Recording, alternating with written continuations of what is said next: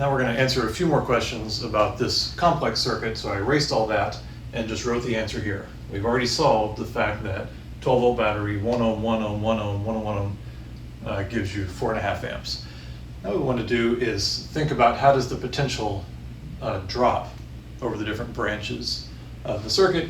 So we look at it and we say, let's try, what's the potential drop at resistor A? Okay. The key to doing this is V equals IR applies not only to the entire circuit, Ohm's law, not only to the entire circuit, but also to just the individual parts of the circuit.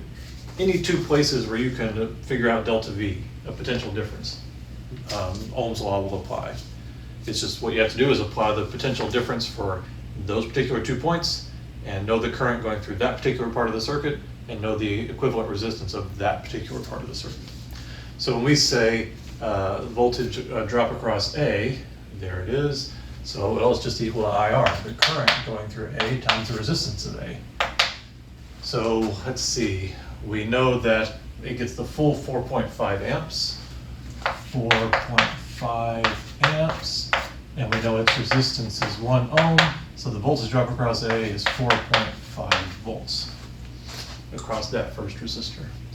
Let's look at the voltage drop across B. All right, we come to here. So here we were at 12 volts and it dropped. Now we don't know what we're at here. Well, it's 12 minus 4.5, but it doesn't matter. We're just trying to get the voltage drop across here. Let's see, so IR. Do we know the current there? Yes, we know 4.5 amps came out of the battery, went through this resistor, and the same amount has to go through that resistor. There's no branch points to divide it up. So 4.5. And what's the resistance? 1 ohm, it's just one resistor, 4.5 volts. So each of those two resistors gets 4.5 volts. All right. And well, we wanted to calculate one more is, what is the voltage drop across C, across this entire branch? So I mean from here to here. So now, you can't quite use the 4.5 volts. You see that? Because, I'm sorry, you can't use the 4.5 amps because you don't have 4.5 amps in each of these branches, right? So some of it's going this way, some of it's going that way. So that doesn't seem to work.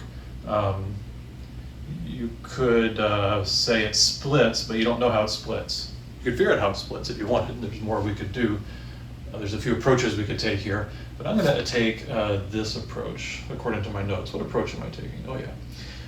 What I'm going to say is we can use the 4.5 amps if we say this is the equivalent resistance for C, for that branch. Then you could do it.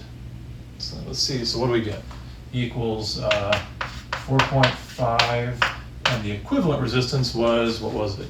1 over 1 plus 1 over 2, 3 halves, flip it over 2/3. So if you put your 2/3 there,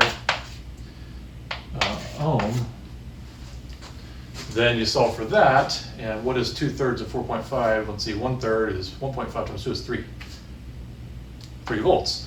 So that tells you that you have a 3 volt drop here. Both this gets 3 volts and that gets 3 volts. Okay? So that's your answers. That's all the potential drops. We can check it in a couple of ways. One way is if we think back to Kirchhoff's loop rule, then it should be if we pick up 12 volts here, we should drop 12 volts going all the way around here. And sure enough, 4.5 plus 4.5 is 9, plus 3 is 12. So we did drop all the potential that the battery lets us gain. So that's the main way I would check it.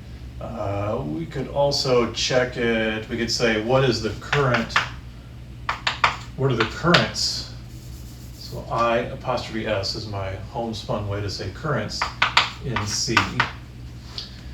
Okay, so you could say, well, it's 4.5 volts. This side sees 4.5 volts and this side sees 4.5 volts. So we can also apply the V equals IR, Ohm's law, to each side and see what the currents are and see if they sum up to 4.5 amps. Let's do that, that sounds fun. So let's look at the left. I'm off my notes here, operating without a wire. Will it work? Let's see, on the left we have delta V, we're applying 3 volts to I, the current we're looking for, times R, 2 ohms. Okay. And over on the right, we have 3 volts equals I times 1 ohm. Interesting. So what are we going to get? In the left,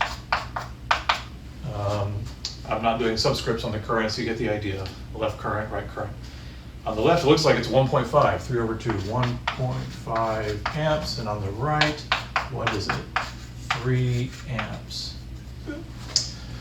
So what is 3 amps plus 1.5 amps? 4.5 amps. Everything.